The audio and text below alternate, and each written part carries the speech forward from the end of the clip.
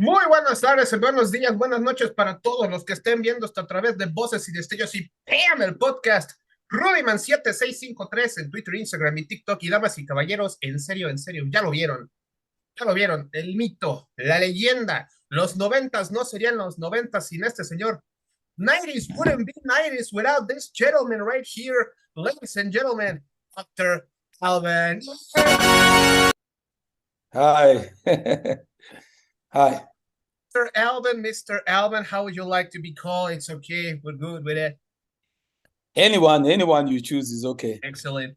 Very good. Thank you very much. Thank you so much for accepting the interview. I understand that maybe we have an 8-hour difference between Mexico City and Stockholm, so really appreciate it, sir.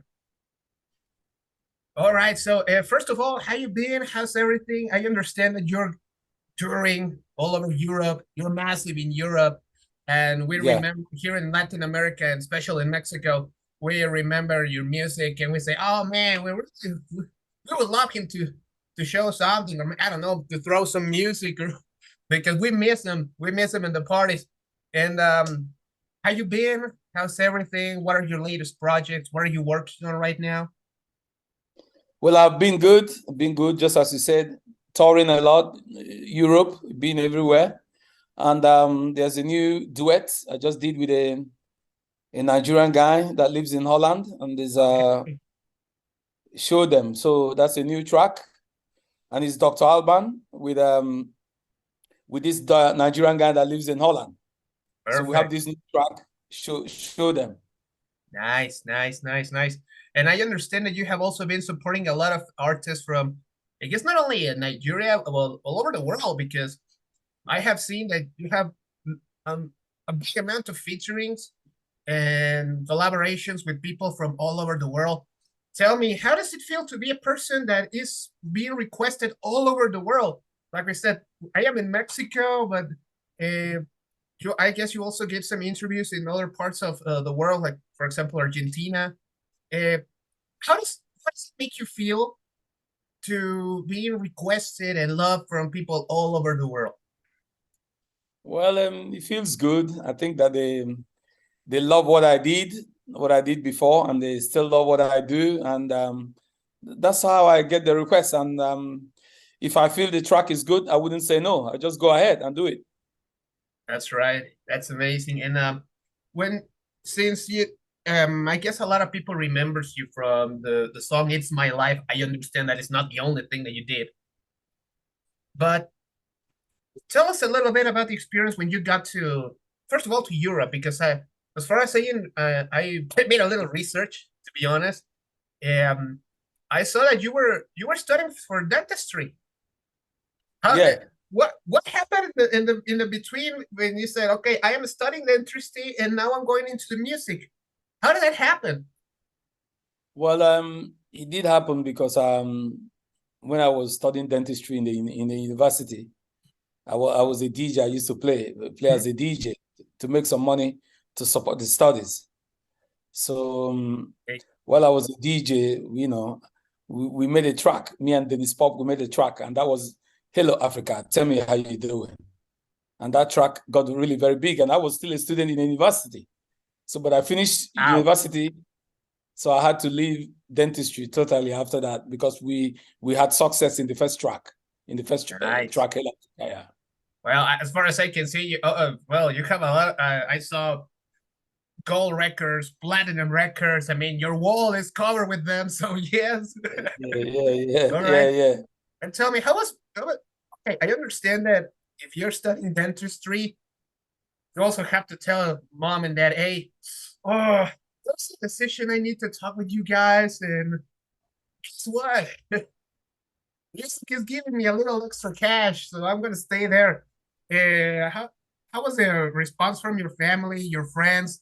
I understand. Okay, they knew that you were a DJ, but suddenly he's gonna stop dentistry and gonna focus completely on music. How was the reception? Well, it was a difficult situation telling families that at the end of the day, you're going to leave dentistry to be a musician, because normally they always think that musicians are drinking a lot of alcohol and musicians are taking a lot of narcotics and all that drugs. So it was a kind of a difficult situation to to tell them that this is my new path. This is what I want to do. But after a while, they saw the success and they saw that I wasn't drinking. They saw that I wasn't doing any drugs. So they were happy with it. And they saw that you were very successful with it. So it's not only that, okay, one barrier is down, but man, that was a complete shocking discovery. But well, and going a little bit to the creation of your music, because well, your household name in music industry, especially back in the 90s. But when you are creating music, do you have a process? What goes through your mind, or what is like the inspiration that you get to record a song, to get some mixes going? What's the process that you go through? Well, I wouldn't tell you that this is just the process. There has been different ways of going about it. It depends on the mood, the feelings, the sun is shining, and the mood and whatever you are doing. So there was no exact, this is just the way we do it. Sometimes I come with the melody first, sometimes it's the beats first, sometimes it's both. Sometimes it depends on, I have to vibe it with somebody else that is around. So it's been different all the time. Mm-hmm. So there's no strict way that we did it. Yeah. Okay.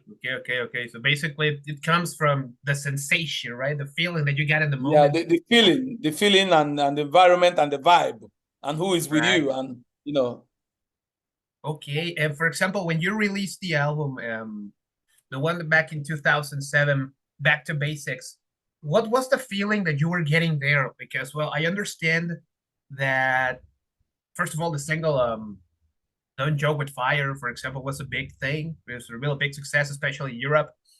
For example, in that particular record, because that's the one that I just listened to, and wow, it was solid, man. It was incredible. Don't Joke with Fire. Really, really nice. But tell me, what was the internal feeling, the mood that you had when you were creating that record? Well, I felt that no one should joke with fire. If you joke with fire, fire will burn you. That's true.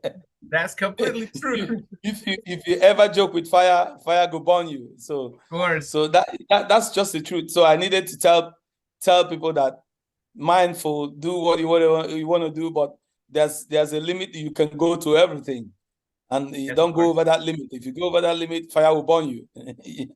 You get it back somehow in a very bad way. So that was just the message in that track. Wow, so sounds good. So, and for now if you allow me, going back a little bit to what happened in the 90s, because of course we remember It's My Life. I mean, maybe I don't look like it, but I am 34, and my parents were extremely young when that song came out. And I remember when I told my mom I was gonna have an interview with you, and she was like, "Oh my God."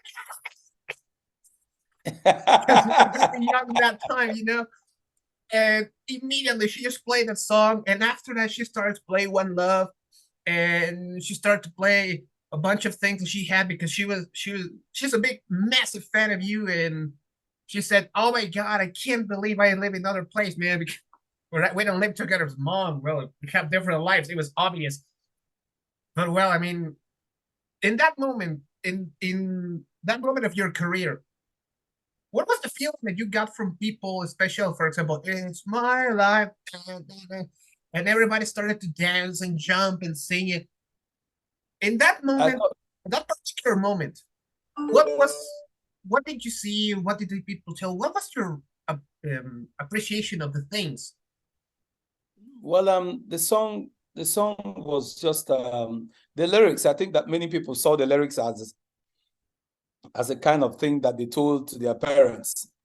Yeah. Stop bugging me, stop bothering me, don't tell me what to do, stop fighting me, and all that. It's my life.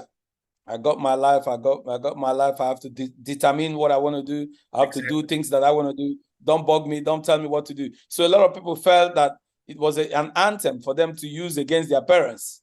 So that was that was what a lot of people used against their parents. But it's my life. Stop disturbing me. Stop. Don't bother me. Don't, it's my life. Just, So I thought that everyone could use the song for something somehow. They could feel the song, that the song means something for them at each time. So they were using it. It feels actually like I was actually going to tell you that in my perspective, it feels like an anthem to say, "Hey, stop bothering me, man. This is what I do." Yeah.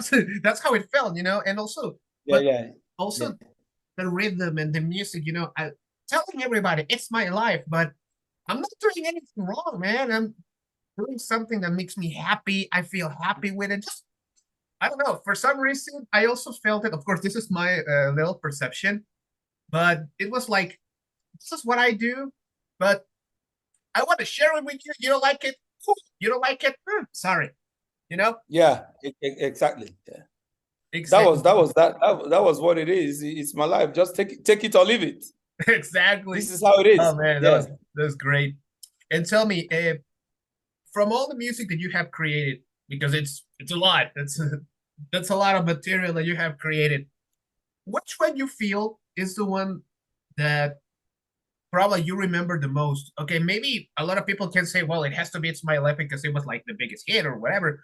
But sometimes I heard from other artists that they say, okay, we have this song, but for some other reason, we have a little bigger attachment or a bigger sensation from these other tracks, this other LP, this other album. In your case, what would be the one that makes you feel better or you remember the most, makes you feel good? Tell us a little bit. Well, it's different. All these songs are different. I mean, It's My Life has its thing, and then Sing Hallelujah has its thing. I mean, Sing Hallelujah just became that one that you say, wow, oh, I'm lucky today. Wow, sing hallelujah. Oh, the weather is good today. Sing hallelujah. Oh, I won the game. Oh, I got some money today. Wow, sing hallelujah. Exactly. So it was like hallelujah was bravo. Like it was like, wow. So it means a lot. So it depends on which song you pick up. Just like One Love. One Love is just no more wicked people. All we need is one love. And Hail Africa just like telling people to unite. So these songs, different songs, and then No Coke, the anti-drug song, no coke, no hash, no heroin, and all that. So it's also an anti-drug song. So these songs mean a lot, and you could use it at the one that suits you at any particular time. Okay, so basically, it's like saying, okay, I have a song for every moment, basically, right? Yeah. I have a song for this. I have a song for that. Boom! I can cover you, everybody, man. I'm ready for everybody. So bring it up, man. Yeah. You want a song for being happy? I cover you. You want a song for feeling independent? I cover you. You want to stop to unite people in my continent? I cover you, man. Man, that's incredible. I gotta tell you, that's incredible. Speaking a little bit about today, I understand also that you have been requested to perform in festivals all over Europe, especially. So far, I mean, in 2023, people sees you, remembers you, and still cheers. Yes, yes. Having the impact that you still have, because it's not easy. I gotta admit, it's not easy to stay trend and to stay fresh in this industry. Is first of all, I want to congratulate you, man, because having a career like this, not a lot of people can brag about it. And thank you. The sensation that you have, or the reaction that you get when people still calls your name all over the festivals that you go to? Well, I'm privileged, and I think I'm very happy with it, and I will continue. I think that the songs are really good, and there are many hit songs. It's not only one. I can entertain people for quite a long time, and the people can relate to the songs at each time. Just like I said, there's some politics in the song. There's an anti-drug song. There's a Bravo Hallelujah song. There's a It's My Life, the serious one. So there's a little bit of everything in the song. So it's always something that people can relate to. So that is what is keeping me living alive for a very long time in the business. Nice. Wow. It's just Just like I would say, maybe I don't want to sound repetitive, but this is a big industry, and staying fresh, staying trendy all this time. It's just amazing, mind blowing right away. From all the places that you have visited, especially the last 15, 20 years in Europe, what's just the one that you like the most?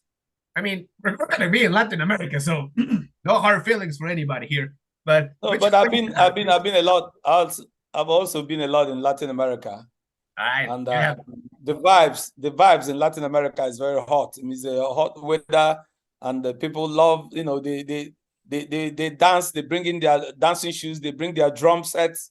I was in Colombia. Even people came to the concerts with their drums. You can yeah. imagine you will never see that in Europe. So things There's like that something, man. happen. It's something The special here concerts in in this Europe, part. yeah, the concerts in Europe are great, but the ones in Latin America are crazy. Brazil is crazy. Colombia is crazy. Peru is crazy. Chile is crazy. A lot of places are crazy there. Well, we want you to feel like you're part of the family. That's for sure. You have to come to Mexico one day because, well, Yeah. if you think they're crazy, you should come here. I guarantee. I'm looking forward to. I'm looking forward to. That would be really I'm happy. looking And forward believe me, I will be first in line to in the show. I promise you that. Yeah. And is there a place that besides other parts of Latin America, maybe something you say, I would love to go here? Maybe some parts of the world that maybe you haven't done for whatever reason, but maybe a place you say, I really would like to go there. And why, of course. Well, I've been a lot. I've been almost everywhere. I've been in Brazil. I've been in Argentina. I've been in Chile. I would love to see Mexico. Definitely, I'm longing to see Mexico.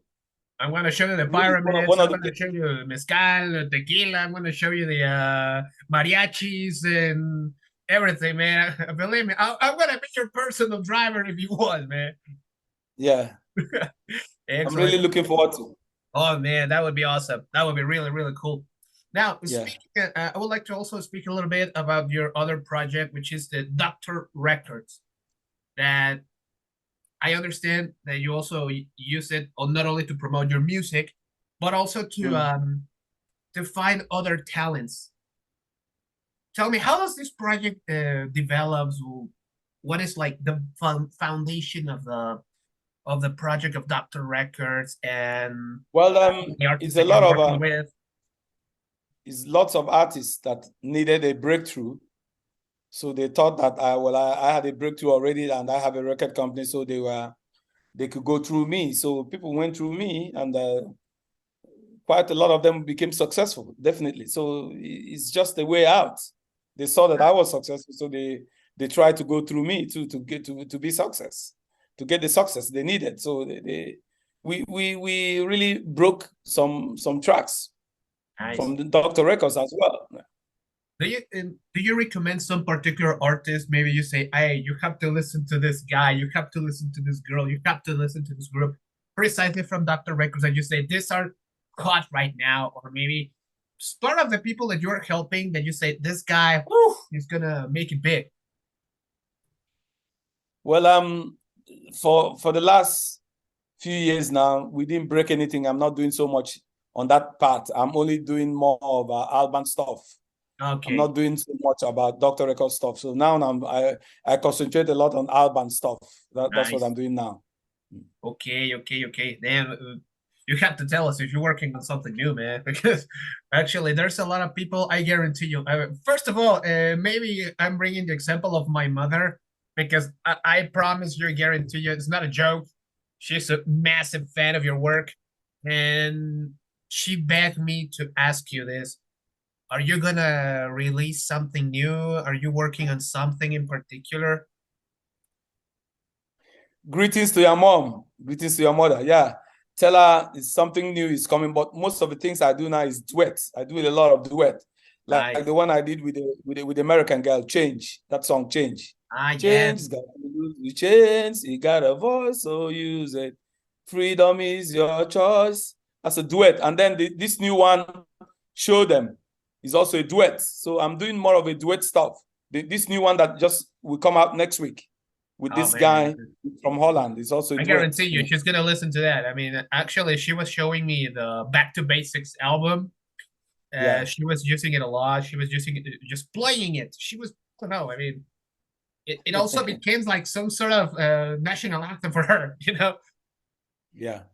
Tell me, speaking of which, the Back to Basics album, it was really interesting for me how you started to pick up and say, "Hey guys, we still remember you." Hey, you were doing a lot of music that actually reminded us a lot of what happened back in the 90s, and you also released a single, "I Love the 90s." So yes, did you actually had a chance to work with other artists, for example, Rhythm is the Dancer, What Is Love, or the Scatman, or all the music? but I worked the one I love the 90s. It was Hathaway. What Is Love? That one. I love the 90s. Hey. That's a duet between me and Hathaway. Hathaway is the one that wrote me What Is Love. So how was the approach there? Because let's be clear about it. If you put Dr. Alban and Hathaway together, it's gonna be a bomb. Yeah. How was the approach, or who made the first approach? Who said who to create this masterpiece? But did you listen to the track? I Love the 90s. It's Hathaway and Dr. Alban. That's a great track. Oh, it's just that I was saying who made the first approach? Who said, "Hey, how about if we do this?" Me. Yeah, or because me. You bring it in. Yeah, I told him, "Come, hey guy, come, let's do this."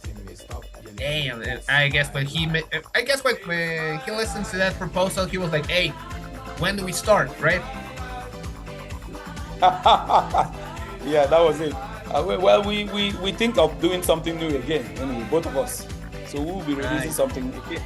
But you have to keep us on social media, man, because we are just we're hoping that, I don't know, if something comes up and you say, well, hey guys, check what we're doing here, either Facebook or Instagram, and it's incredible. First of all, I have to say, maybe it was a little rushing, but once again, maybe this is my last question.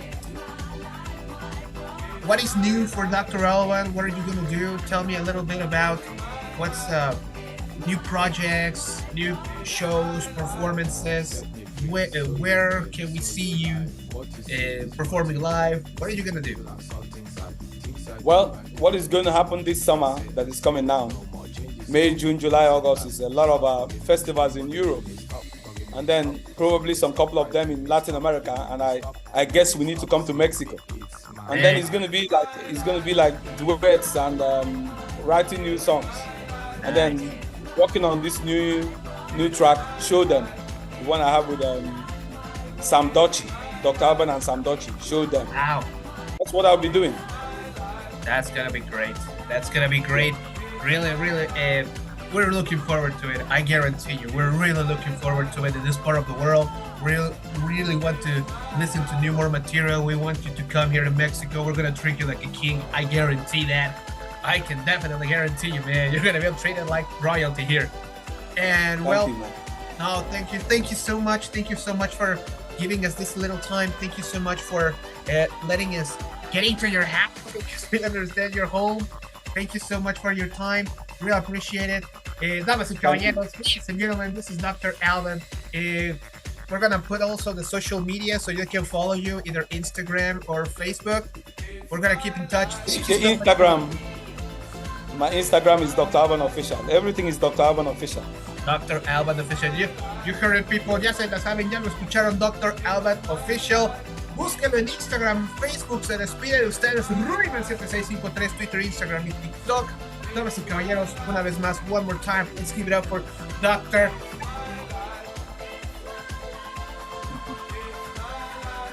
Thank you so much, sir. Really appreciate it. Thank you.